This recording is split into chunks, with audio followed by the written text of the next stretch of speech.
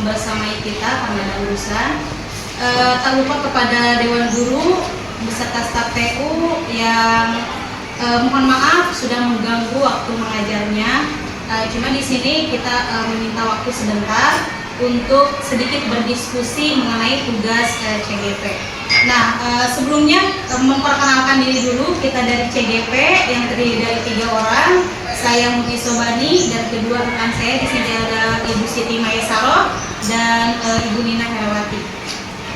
Baik Bapak Ibu, langsung aja untuk kegiatan hari ini, kesempatan kali ini kita itu akan berdiskusi untuk mengidentifikasi aset yang kita miliki di sekolah.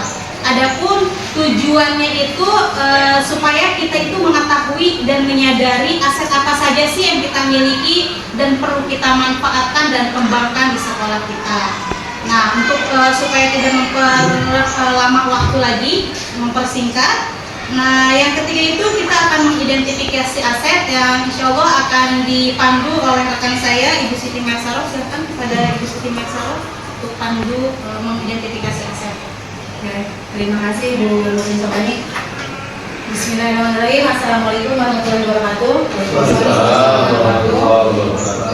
Baik Bapak Ibu, saya di sini melanjutkan dari rekan saya Bu Muti Sobani. Jadi kita ada tugas untuk mengidentifikasi 7 aset utama di SMP Negeri 2 Koplo. Nah, apa sih aset itu? Ada yang tahu nggak Bapak Ibu? Aset itu apa? Kan selama ini mungkin di pikiran Bapak Ibu itu aset itu berupa barang atau benda ya? Ya, jadi aset itu ternyata di sini bukan hanya barang atau benda. Nah, kami sudah belajar di sini aset itu ada 7. Itu adalah modal utamanya. Yang pertama di sini ada modal manusia, yang kedua modal sosial, yang ketiga modal fisik, yang keempat modal politik, yang kelima modal agama dan budaya, yang keenam modal lingkungan alam, dan yang ketujuh modal finansial.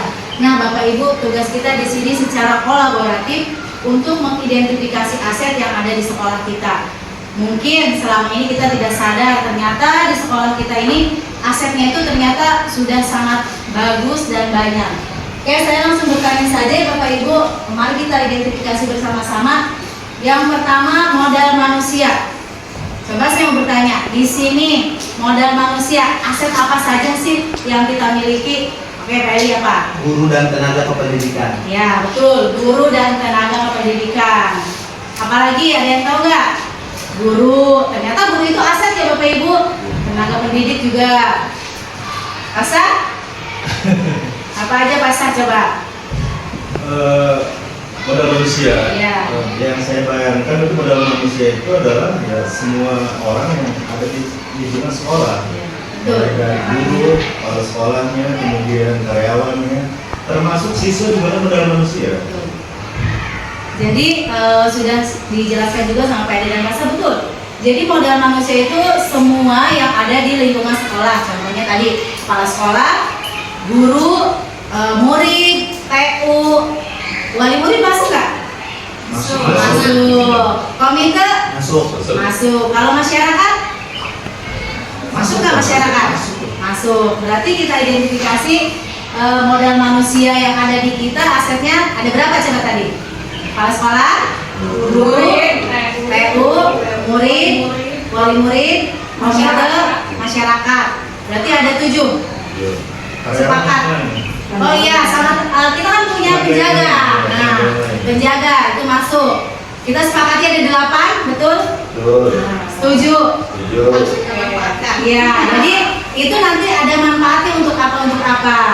Nah, kita juga kan punya nih aset kayak Bu Iwel gitu kan yang sedang pendidikan S2. Nah, selanjutnya nih aset yang kedua, modal sosial. Apa saja? Ya, Bu Susi apa Bu Susi? GMP, Ya, betul. Ombel, Iya. Ya, betul ya. Jadi kita punya GMP per mata pelajaran, MKKS untuk kepala sekolah. Ombel apa sih di kita? Ada yang tahu nggak? Iya, betul Pak Eko. Ombel ceria ya. Jadi itu bisa kita manfaatkan ya Bapak Ibu ya. Itu aset ternyata Bapak Ibu. Jadi bukan hanya laptop, kursi ya. Nah, yang ketiga di sini modal fisik. Tahu nggak? Bangunan. Ya, Pak Eli. Bangunan sekolah. Nah, Pak Eko. Perpustakaan, lab, ruang kelas juga termasuk ruang TU. Ya betul. Jadi aset kita banyak nih. Modal fisiknya ada bangunan sekolah, gedung, terus perpustakaan, lab, musola kita ada aset juga. Terus apa lagi? Min? Perlengkapan kantor. Iya, ya. Jadi ada di situ toilet. Lahan kita luas nih. Ini aset.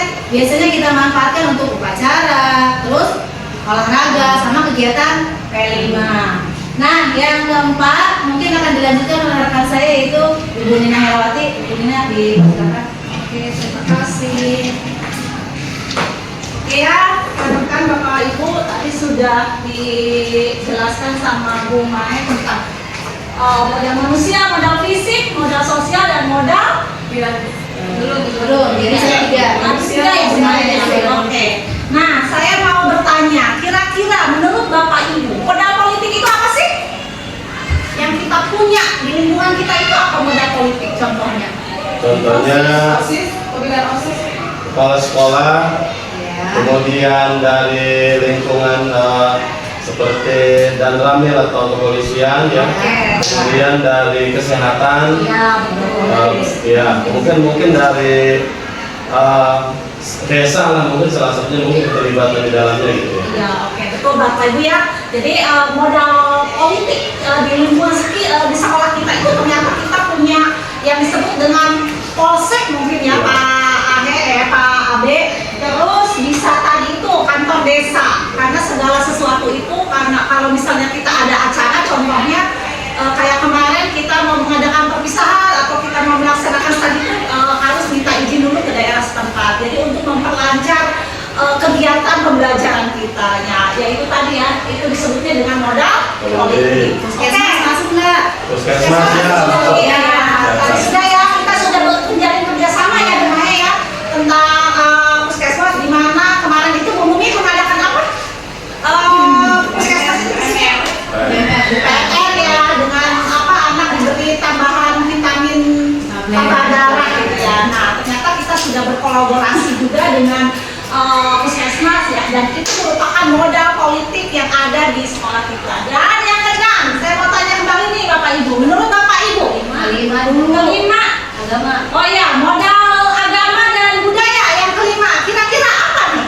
Kegiatan keagamaan yang berada di sekolah. Iya. Misalnya kebiasaan kita seringkali misalnya di hari Jumat ada kegiatan kerohanian. Iya. Misalnya kita bisa anak tadarus gitu kan.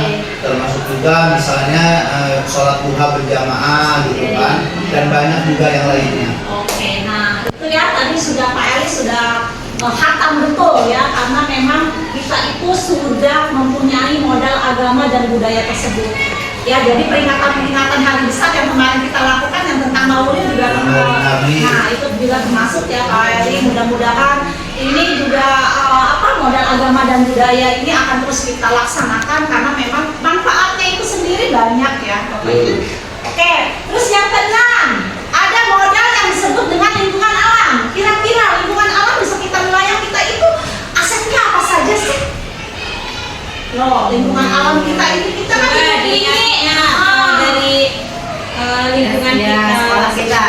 dari lingkungan kita ada apa saja? Coba kita identifikasi bareng-bareng yang bisa menimbulkan pembelajaran yang lebih baik. Ayo, ya coba Bu Mika bisa diidentifikasi sama Bu Mika. Tuh yang di pinggir-pinggir kita tuh. Kalau Ya, persawahan ya, kita dikelilingi oleh persawahan. Kalau dari pelajaran saya, persawahan atau lingkungan sekitar ini sangat menunjang untuk pembelajaran di mana ada materi yang disebut dengan ekosistem. Ya, jadi di situ. Jadi kita itu belajar itu bukan hanya untuk peraga, alat peraga. Ternyata lingkungan sekitar juga bisa menjadikan pembelajaran buat di materi kita, Bapak Ibu. Gitu ya, mungkin juga yang rekan-rekan yang lainnya yang mapel yang lainnya juga bisa menggunakan bahan alam sekitar ya, yang contohnya tadi persawahan. Terus ada apa lagi kira-kira? Pohon. Ya, betul. Udara juga. Iya. Kalau menang masuk nggak?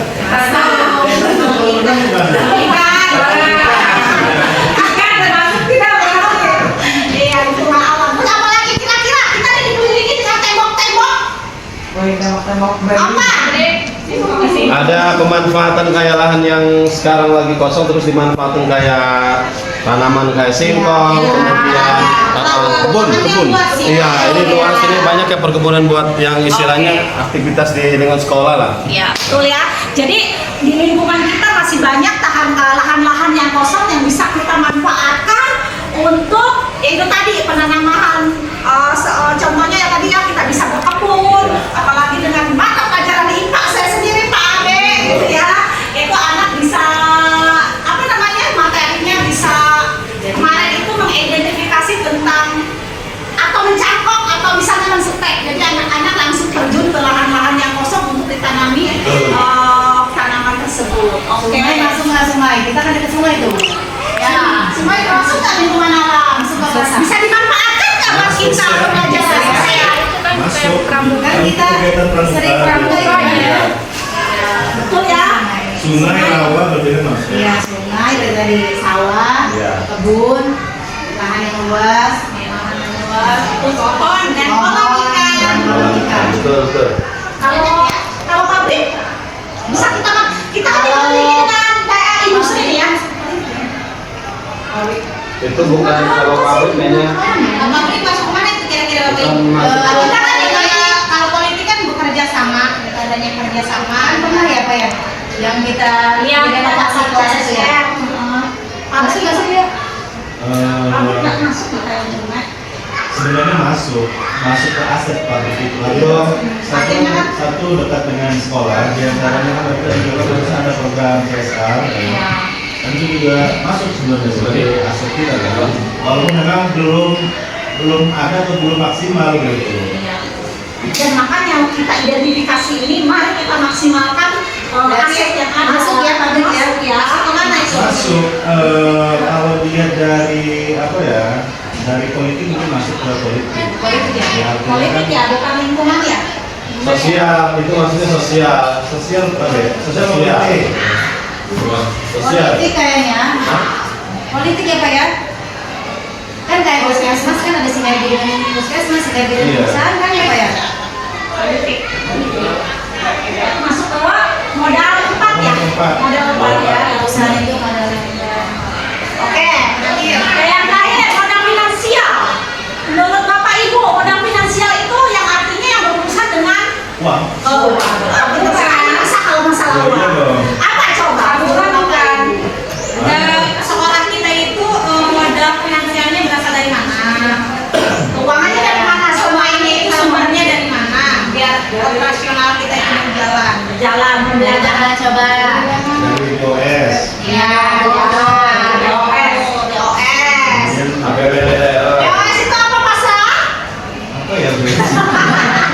ada bos ya. Itu juga masuk teori yang sering kita setiap hari Jumat itu dan apa ya? Infak ya? Infak itu diperuntukkan untuk apa Pak? Biasanya kita Kegiatan yaitu yang misalnya perbaikan di musola. Ya. itu sangat membantu sekali ya. Sama kayak buat santunan itu ya Pak ya, pernah ya? Gratis. Nah, selain itu ada lagi nggak? Masih. Ada apa? Yang Coba. utamanya kan kayak BSM. Nah, betul ya. Jadi Kemudian yang reguler itu PIP yang dari ya, IP. Itu apa? Basnas ya? Yang kemarin kan ada Basnas ada bulan. ternyata itu juga sangat mendukung untuk anak-anak kita apa namanya biar lebih semangat mungkin ya. Jadi mereka didukung oleh keuangan-keuangan yang dari luar gitu ya. Oke, dan apalagi kira-kira Kalau ada koperasi itu masuk mana? operasi Finansial. ya. Kalau tabungan Kita ada masih ada koperasi. Masih. sebetulnya kemarin itu ada dan memang sebetulnya koperasi itu manfaatnya banyak ya Bapak Ibu. Contohnya ya bisa menanggulangi ketika krisis ya. Ya, mari kita pergunakan lagi aset-aset yang sudah tenggelam, kita timbulkan lagi ya Bunda ya. Biar istilahnya kita Iya. semakin Uang kas kelas masuk nggak? Masuk karena Masuk, bisa iya. kegiatan belajar mereka. ya penunjang ya untuk menunjang pembelajaran ya kasar ya. Iya, mereka membeli Perlengkapan kan? Ya, untuk Spidol, menunjang pembelajaran di kelas penghapusnya, kelas. alat pembersihan dan lain-lain. Terus kayak kegiatan P5 juga kan bisa ngambil uang kas ya. Bisa. Oke ya, terus ada lagi nggak kira-kira? Kalau dari donatur kayak gitu kayak misalkan bos bakso Pak Bram itu masuk nggak itu untuk finansial? Tidak. Kalau donatur. Itu sifatnya hanya sementara mungkin ya. Kecuali kalau donatur Lanjutan tidak itu. Ya, donatur kayak misalkan santunan yatim dalam 1 tahun sekali itu masuk nggak bos bank gitu tuh? Bank gitu. Oh iya ya. bisa Pak Bram bisa. Bisa. Bakso. Jadi karena Ini loh, yang aset finansial ini, Ini kan yang buat apakah dia yang hanya sifatnya untuk Jadi sekolah. atau memang yang kondisional? permanen yang Oh, terus iya, ya. Bisa berkelanjutan. berkelanjutan Ya. secara administrasi dan Ya. Ya, kemana ya? Iya. iya, emang finansial itu yang buat keberlangsungan Keberlangsungan sehingga Kalau bisa kayak uang kas kita anggap dia masuk ke finansial ya itu tidak ditanggung sekolah ditanggung sama siswa. Iya. Secara rutin ya berarti ya. Kayaknya royalti juga masuk. Royalti. Royalti apa tuh royalti? Royalti Yang itu royalti itu artinya kan istilahnya keuntungan ya? enggak semacam reward gitu Bu, yang memang diberikan oleh sekolah gitu kan untuk memotivasi hal-hal tertentu. Misalnya salah satunya misalnya ketika ada kegiatan-kegiatan yang diadakan oleh sekolah, misalnya dalam rangka Ya. apa gitu, nah nanti Festival jadi misalnya apa di sekolah itu mengeluarkan dari liburan itu kayak perlombaan tuh kira-kira tanggal 17 Agustus apa gitu. modal finansial akan menguntungkan. Pokoknya cuma masuknya itu kayak kegiatan kayak gitu. Impak ya. Artinya lebih lagi ya kan pengelolaan anggaran itu. Kalau yang maksudnya ini yang sekolah memberikan ke siswa Iya, tapi sifatnya royalti, artinya kalau bahasa reward kayak gitu kan, biar anak termotivasi gitu loh. Misalnya nih, ada sekolah kita yang dapat juara di kegiatan O2SN atau apa.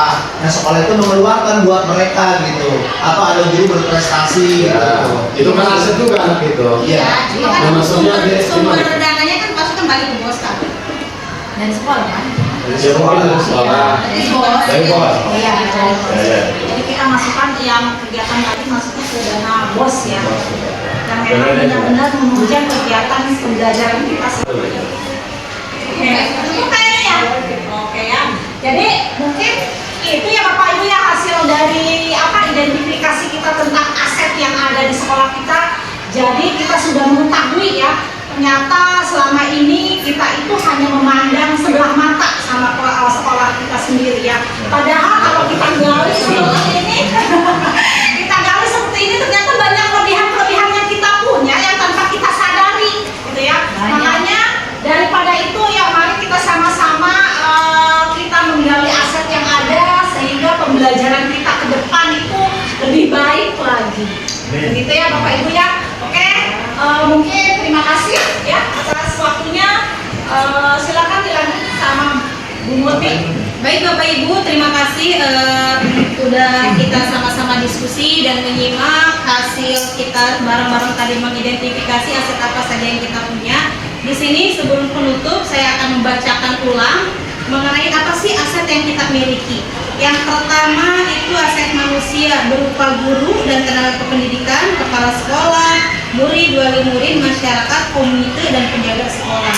Yang kedua modal sosial terdiri dari MGMP, MKKS, Ombel Ceria. Yang ketiga modal fisik seperti bangunan kelas, bangunan sekolah, perpustakaan, lab, perlengkapan dan toilet dan lain-lain. Terus di sini modal politik ada sinergi kepala sekolah, kepolisian, puskesmas, desa, pabrik, industri. Yang kelima modal agama dan kebudayaan di sini dengan menggunakan pembiasaan kerohanian, duha berjamaah, dan sama saja sih kita juga dekat dengan apa sih pondok pesantren ya. Juga bisa kita manfaatkan dengan kita berkolaborasi seperti tentang keagamaan bisa kita berkolaborasi dengan pondok pesantren yang terdekat. Terus di sini juga lingkungan dan alam ada persawahan, pohon dan kolam ikan, lahan luas seperti kebun, lapangan luas, sungai yang bisa kita manfaatkan untuk kegiatan kepramukaan. Yang terakhir itu modal finansial. Di sini ada beberapa modal yang kita miliki: dana BOS, dana infak, BSM, PIP, Basnas, operasi dan uang kas awas. Itu adalah aset-aset yang kita miliki. Semoga dari aset-aset kita bisa memanfaatkannya dan kita bisa menjaganya, serta kita itu bisa memanfaatkan untuk tidak memikirkan masalah yang ada di sekolah kita. Jadi pendekatannya itu kita akan berubah, bahwa kita itu harus bisa berpikir ke pendekatan aset. Kita mikirkan aset aja kita yang kita punya dan kita manfaatkan dengan sebaik-baiknya, tanpa kita harus mencari masalah apa yang ada di dalam sekolah kita. Terima kasih atas waktunya, atas kesempatannya. Mohon maaf sudah mengganggu. Sekian dari kami CGP